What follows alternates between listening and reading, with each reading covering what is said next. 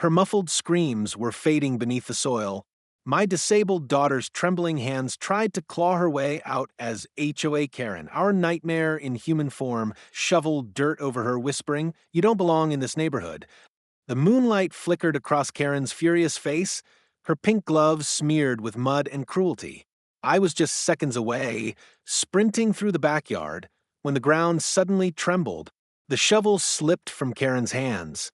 A deep, hollow crack echoed beneath her feet, like the earth itself was rejecting her sin. In that instant, the soil shifted violently, revealing something Karen never expected, something that made her drop to her knees and scream in horror. What came out of that ground didn't just expose her crime, it changed everything. Before I tell you what happened next, comment your city below and subscribe. This story will shake you to your core. Hey, everyone, before I take you deep into this shocking story, I want to know, which city are you watching from? Drop your city name in the comments below. And if you're new here, hit that subscribe button because the story you're about to hear will leave you speechless. My name is Daniel and my daughter Emily is 12. She was born with a rare neurological condition that left her legs paralyzed, but her smile, her kindness, could melt even the coldest hearts. We moved into Willow Creek Estates, hoping for a peaceful life. What we didn't know was that peace doesn't exist when Karen Moore, the president of the HOA, decides you don't belong. At first, it was small things, letters about our unkept lawn, warnings about Emily's wheelchair ramp not matching the neighborhood design, and constant complaints about the sound of her therapy sessions in the backyard. We ignored them, thinking it would pass, but Karen wasn't the type to stop. Her obsession with rules turned into hatred, and her hatred turned into something darker. The night it happened, the night the ground itself fought back, started like any other evening. Emily was outside, feeding the stray kittens she adored. What she didn't know was that Karen was watching her from behind the fence, clutching a shovel. And by sunrise, our quiet neighborhood would become the center of the most horrifying story the HOA had ever tried to bury. The first warning came folded neatly inside our mailbox, sealed in an envelope marked with the HOA emblem, a golden leaf that somehow felt more threatening than official. The letter read, "Your front yard must adhere to the community's aesthetic. Remove the wheelchair ramp immediately or face daily fines." I remember staring at the paper, my hands shaking. The ramp wasn't decoration, it was Emily's lifeline. I took the letter to Karen Moore's house that same evening, hoping to reason with her. Her porch lights glared like interrogation lamps, and when she opened the door, the sharp scent of bleach and air freshener hit me, artificial just like her smile. "Mr. Daniels," she said coolly, crossing her arms, "we have to maintain appearances. Rules are rules." Appearances? I snapped. "My daughter can't walk, Karen. That ramp is how she leaves the house." She tilted her head, pretending to sympathize. "Maybe a smaller one. Or move it to the back? It's an eyesore from the street." That was the moment I realized this wasn't about rules. It was about control. Days later, a second letter arrived, this time with photos of Emily's wheelchair ramp circled in red ink and a fine of $250. When I confronted her again at the next HOA meeting, she stood before everyone like some self-appointed queen of morality, declaring, "We all pay to live in a respectable neighborhood. Exceptions weaken the system." People stayed silent. Some avoided eye contact. Only one neighbor, an older man named Mr. Hawthorne, whispered to me afterward, "You're not the first family she's bullied." But I couldn't leave. Emily loved our home, the garden where butterflies gathered, the porch swing where she painted.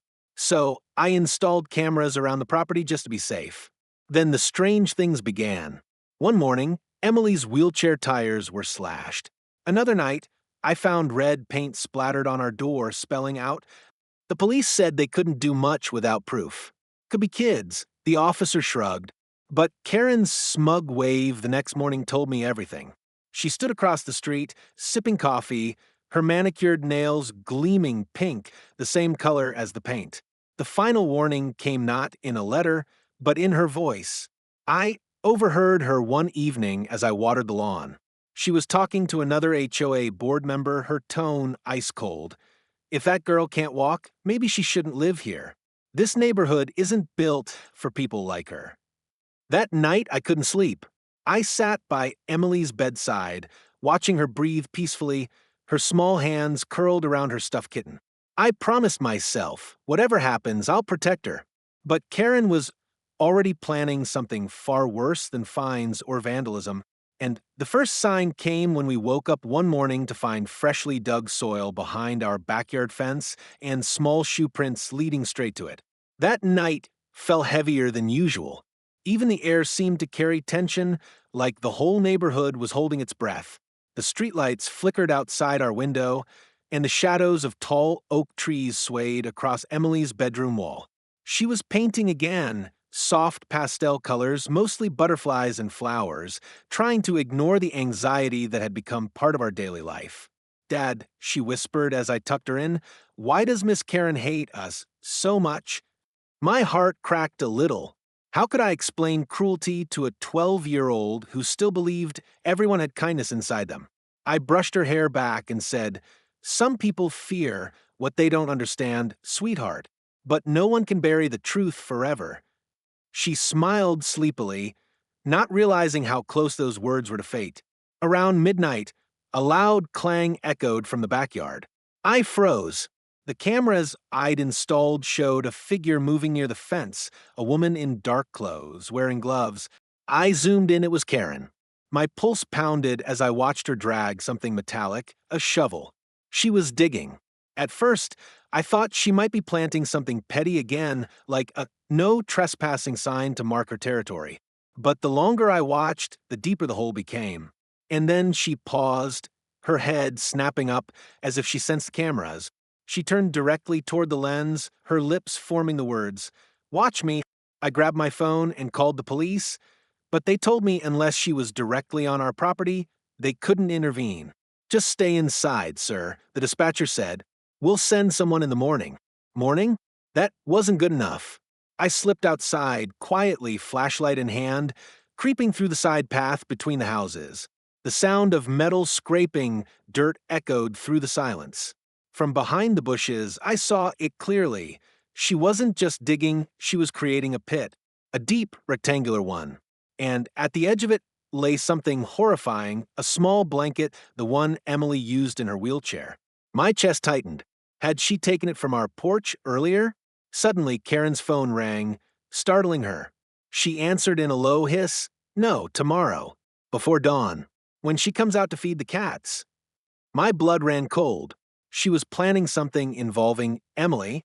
I backed away slowly, trying not to make a sound, but a branch snapped under my foot. Karen's head jerked toward me, and our eyes met for a fraction of a second. She froze, then smiled, a slow, chilling smile that said she wasn't afraid. "Out for a midnight stroll, Mr. Daniels?" she called softly. I said nothing, just turned and went back inside, locking every door and window. My mind raced, trying to piece it all together. What could she possibly mean by before dawn?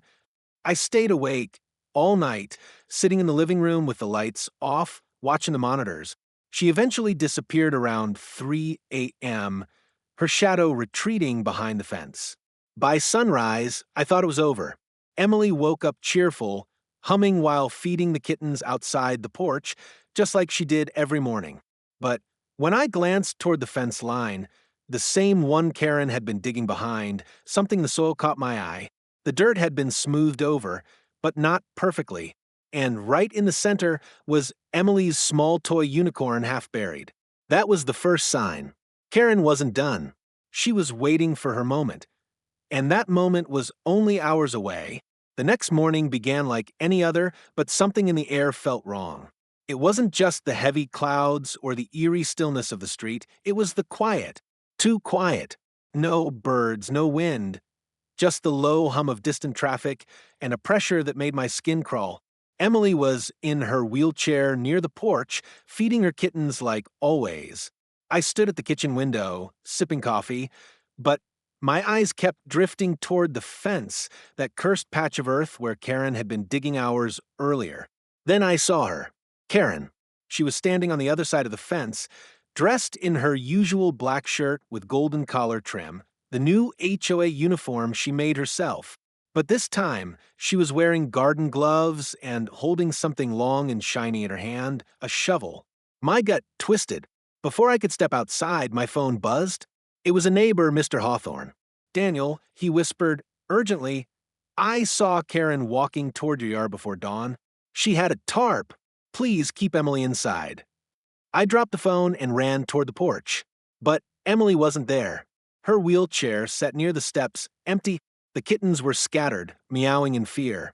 Panic shot through me. "Emily!" I shouted, running into the backyard. My feet hit the cold grass, heart pounding. Then I heard a muffled cry. It was faint, desperate, coming from behind the fence. I climbed over it, scraping my hands on the rough wood, and what I saw froze my blood. Karen was in the pit, and my daughter was half buried in it. Emily's face was streaked with tears, her arms trembling as she tried to push away the soil Karen was shoveling over her. Karen's eyes burned with a kind of wild satisfaction, the kind that only pure hatred could feed. "Stop!" I roared, sprinting forward. But Karen swung around, pointing the shovel at me. "She's ruining everything," she screamed. "Our property values, our peace, our reputation. You're insane." I shouted, rushing toward her. But before I could reach her, she slammed the shovel into the ground, trapping the hem of my jeans in the mud. I stumbled, falling hard to my knees. That's when the sky growled. A distant thunder rolled, echoing across the neighborhood. The air turned electric, vibrating with an energy I couldn't explain. Karen raised the shovel again, this time above Emily's head. "No one will ever find out," she hissed. "I'll make it look like an accident." But fate had other plans. Just as she plunged the shovel down, the ground beneath her shifted. Violently, the earth cracked open, throwing Karen backward. The shovel flew from her hands as the pit walls trembled and collapsed inward. A deep hollow rumble rose from below, followed by a blinding flash of light that split the soil apart. Karen screamed. Mud and dust filled the air. I lunged forward, grabbing Emily's arm, pulling her free from the collapsing pit as the earth continued to quake. And then silence. When the dust settled, I looked down. Karen lay flat on the ground, her face pale with shock, staring at something beneath the dirt. Her lips trembled. "It can't be, it can't," I followed her gaze. Buried beneath the soil wasn't just dirt, it was bones. Human bones. Old. Decayed. And right beside them, a rusted locket engraved with the initials K. M. Karen scrambled backward, shaking uncontrollably. "No, not her, not again," she whispered. I held Emily tight, my heart racing. Whatever Karen had unearthed that day wasn't just evil, it was something she had buried long before we ever moved in. The silence that followed the quake was deafening. Dust hung in the air like fog, drifting over the open pit where moments ago my daughter had nearly been buried alive. My knees buckled as I clutched Emily close, her small hands still trembling. Her lips were pale, her breathing shallow, but she was alive. Karen, however, wasn't looking at us.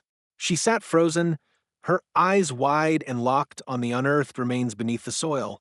The bones lay twisted and brittle, a half-buried skull grinning up at her through the dirt. The faint glint of a rusted necklace caught the sunlight, and I saw it again, the locket with the initials K. M. I turned to her, my voice shaking. "Karen, what is this?" She didn't answer. Instead, she whispered something barely audible, her voice cracking under the weight of her own words. She was supposed to stay buried. I took a step forward. "Who was supposed to stay buried, Karen?" She snapped her head toward me, her expression feral now, terrified, cornered. "You don't understand," she screamed. "It wasn't my fault. I was just a kid." The ground shifted again, softer this time, but enough to make the bones rattle. Karen scrambled backward, tears streaking the mud on her face. "She never stopped haunting me," she sobbed. "My sister, she fell in this very yard when we were children. I tried to save her, but I panicked. I buried her instead of calling for help. I thought if I covered it up, no one would blame me." The truth hit, like a thunderclap. The initials K. M. Caramore. The same woman who had spent her adult life controlling others, burying her guilt under rules and punishments. All this time, she'd been living on top of her own secret grave. The earth rumbled once more, stronger now, and a fissure split through the pit. The sound was eerie, a deep groan that seemed to come from the bones themselves. Karen screamed and tried to run, but her leg sank into the collapsing soil. I lunged forward, pulling Emily away as the ground caved in again. "Dad!" Emily cried, pointing. "Look!" The soil shifted, revealing something shiny beneath the skeleton, a half-rusted bracelet. I reached for it and saw the engraving, "To Karen, from Lily." I froze. Lily Moore, her sister. Karen's sobs turned hysterical. She wanted me to tell. Every night, I hear her in my dreams, scratching at the floor, whispering that she wants out. "You think I hate your daughter, Daniel?" No. I saw her smile just like Lily's. It reminded me of what I did. The storm clouds gathered above us, the sky turning dark and electric. Karen's voice cracked into a shriek as she clawed at the dirt. I didn't mean to hurt her. I just wanted it to stop. I wanted my past gone. A sudden flash of lightning split the sky, striking the old oak tree nearby. The thunder shook the ground one last time, and with it, the whole collapsed completely, burying the skeleton once more and covering Karen's legs in dirt. She screamed as I grabbed Emily and dragged her away from the sinking ground. Then silence again. When I turned back, Karen was lying face down near the edge of the pit, breathing hard but alive. The storm eased, and the rain began, soft, cleansing, washing away the dust and mud. Emily, still trembling, looked up at me. "Dad," the ground stopped shaking when she told the truth. I didn't answer. I couldn't, because somehow, deep down, I felt it too, as if the earth itself had waited years for that secret to come out. Within minutes, sirens echoed through the neighborhood. Neighbors gathered, their shocked faces illuminated by the flashing red and blue lights. The police pulled Karen to her feet, her clothes drenched, her face streaked with guilt and rain. As they led her away, she turned to me, her eyes hollow. I didn't want to hurt her, Daniel. I just couldn't let her remind me she didn't finish. When the officers sealed the pit for forensic investigation, one of them muttered, "This case might go back decades." I held Emily close, the rain falling around us. She pressed her head against my chest and whispered, "Dad, maybe the truth was buried for too long." I kissed her forehead. "Not anymore, sweetheart. Not anymore." That night, as I tucked her into bed, the storm finally passed. The air felt different, lighter, freer. But as I turned off the lights and stepped into the hallway, I heard a soft sound from outside. Tap, tap, tap. I froze. It came from the backyard, from the direction of the newly sealed pit. And faintly, just faintly, came a child's laugh. By dawn, Willow Creek Estates was swarming with police cars, forensic vans, and curious neighbors whispering behind drawn curtains. The soft mist of morning hung low over the yards, as if the entire neighborhood was holding its breath. Yellow tape cordoned off Karen's backyard. Now, a muddy pit of horror and truth. I stood behind the barrier, holding Emily's hand. She was quiet, her eyes still wide from everything she'd seen. Every so often, she'd flinch at the sound of shovels or cameras clicking.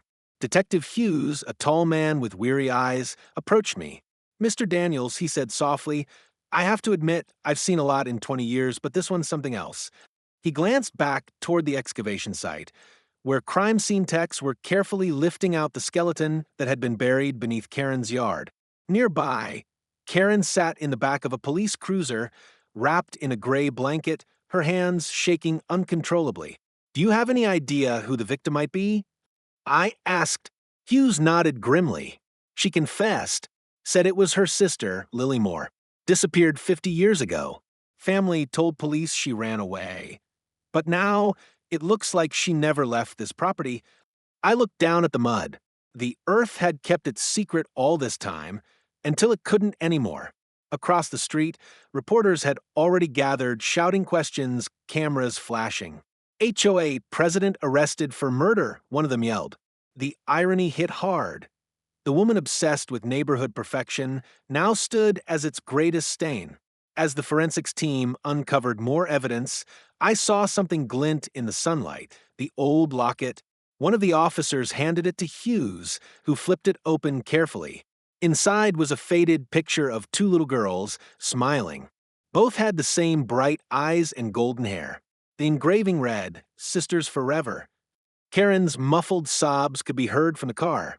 She wasn't the monster she pretended to be, not at first. She was a child who'd made a terrible mistake and then spent a lifetime burying it under control, dominance, and cruelty. But guilt, like roots under concrete, always finds a way to rise. "Mr. Daniels," Hughes said, turning back to me, "we reviewed your security footage. It shows Karen entering your yard with a shovel, approaching your daughter. You saved her life and possibly prevented another tragedy." Emily squeezed my hand tighter. "She wanted to bury me like her sister," she whispered. I knelt beside her. "She's gone now, sweetheart. She can't hurt you anymore." Still, that night's terror lingered in her voice. She had seen death up close, not just from Karen's hands, but from the ghost of a past that refused to stay silent. Later that afternoon, a storm of reporters followed as officers escorted Karen into the courthouse. Her hot pink gloves were gone, replaced by cold silver handcuffs. Yet she didn't fight. She didn't shout. She just stared blankly at the ground, the same ground that had betrayed her secret. During her first police interview, she confessed everything. She spoke of how Lily fell into the pit when they were playing near an unfinished garden. Instead of calling for help, Karen panicked and covered up. Their parents never knew. Over time, she convinced herself it was an accident buried by fate. But every time she saw a child in a wheelchair, helpless and pure, she heard Lily's voice again. That guilt festered, transforming her into the tyrant of Willow Creek, punishing others to quiet the punishment in her own soul. By the time her confession ended, even the detectives looked shaken. Hughes told me later she said she wasn't trying to kill your daughter. She said she was trying to bury the memory that haunted her. But when she saw Emily smiling, it made the guilt unbearable. It didn't matter. The DA charged her with attempted murder, child endangerment, and concealment of a body. The HOA board dissolved immediately. Neighbors who once feared her came forward with stories, secret fines, threats, and manipulations. Everyone had something to say now that her crown had fallen. For the first time since moving here, the air in Willow Creek felt free. Children played outside again. Laughter returned. But for me and Emily, the scars would take longer to heal. That night, after the police left and the noise faded, I stood on our porch, looking out toward Karen's dark, empty house. The wind rustled the trees softly, like whispers of closure. Then I heard it, a faint sound that made my heart skip. A gentle knock, 3 times from the fence. Emily was asleep, so I walked over quietly. The soil had been leveled, sealed by the investigators. But there, resting on top, was something small, the rusted bracelet engraved to Karen from Lily. I picked it up, feeling a strange calm wash over me. The earth was done shaking. The truth was finally at peace. As I turned to go back inside, I whispered into the wind, "She's free now, Lily." The air stirred once more, and for a moment, I could swear I heard a child's laughter, light, pure, and finally free. 3 months later, Willow Creek Estates no longer felt like the same neighborhood. The manicured lawns, once symbols of fear and control, were now dotted with life, laughter, chalk drawings on driveways, neighbors talking again. The sign that once read, "Property of the Willow Creek HOA," had been taken down, replaced with a simple wooden board. "Community comes first." Karen Moore's name was now infamous. Her trial became national news. HOA president confesses to childhood murder while attempting to bury disabled child. The story shocked America. Every network ran the footage of her arrest, the moment she broke down on camera, confessing everything. But beyond the headlines, there was something hauntingly human about it all, a story of guilt, repression, and how silence can rot the soul. Emily and I were called to testify. Walking into that courtroom was the hardest thing I'd ever done. The walls felt heavy with judgment, cameras flashing as I wheeled Emily to the witness stand. Karen sat at the defense table, thinner now, pale and hollow-eyed. Her golden-trimmed HOA uniform was replaced by a gray prison jumpsuit. When she saw Emily, her lips trembled. "Ms. Moore," the prosecutor began, "do you have anything to say to the victim or her father?" Karen's voice was soft, broken. "I'm sorry," she whispered. "Every night since that day, I see her face. Not Emily's. My sister's. I thought if I could bury my guilt, it would stop the nightmares. But it only made them stronger. I don't deserve forgiveness." For a moment, the entire courtroom was silent. Even Emily looked at her, not with fear, but pity. I stood and said, "You don't deserve forgiveness, Karen, but you do deserve truth. Because that's what finally freed us all, the truth you try to hide." The judge sentenced her to 25 years to life for attempted murder and concealment of a body. When they led her away, she didn't look back. Maybe she couldn't. After the trial, Emily became something of a local hero. News outlets called her the girl who survived the HOA monster. But she hated that title. "I'm not a victim," she told one reporter. "I just didn't stop believing my dad would find me." We spent the following weeks rebuilding, not just the house, but our peace. Neighbors volunteered to help us repaint the ramp Karen once called an eyesore. Kids from nearby streets came to plant flowers in our garden, the same spot that once carried fear now bloomed with hope. And then, one afternoon, while Emily was painting butterflies on the fence, she looked up at me and asked, "Dad, do you think Miss Karen ever sees Lily again, wherever she is?" I paused, looking toward the setting sun. Maybe the truth finally brought them together. She smiled softly, her brush moving gently across the wood. Then maybe the ground doesn't shake anymore. That night, as I tucked her in, the sky outside glowed a deep orange. Peaceful, the way it hadn't felt in months. Emily fell asleep clutching the little bracelet we'd found that night, the one engraved to Karen from Lily. She said it helped her feel brave. I walked out onto the porch, the air cool and calm. The pit was long gone, filled and covered in new grass. The house next door, Karen's old place, stood empty, its windows boarded, its walls quiet. Then I noticed something new. Someone had placed flowers by her fence, lilies, white and bright under the moonlight. No note, no card, just silence. I didn't know who left them. Maybe a neighbor. Maybe fate, but I smiled, because forgiveness doesn't always come with words. Sometimes it's just a quiet gesture, a sign that even the darkest souls can be remembered without hate. Months later, Emily entered her first art competition. She painted the scene that changed our lives. A cracked earth glowing with light, a little girl reaching out of the soil toward the sky. She titled it "The Day the Ground Spoke." When she won first place, she dedicated it to every child who was silenced and every truth that refused to stay buried. As the crowd applauded, I stood behind her, eyes wet with pride. The same girl who once trembled under fear now smiled like sunlight after rain. And that night, before we went home, Emily whispered, "Dad, I think she's free now." I nodded. Both of them are. The earth had stopped shaking. The past had finally rested. And for the first time since moving to Willow Creek, our home truly felt like home.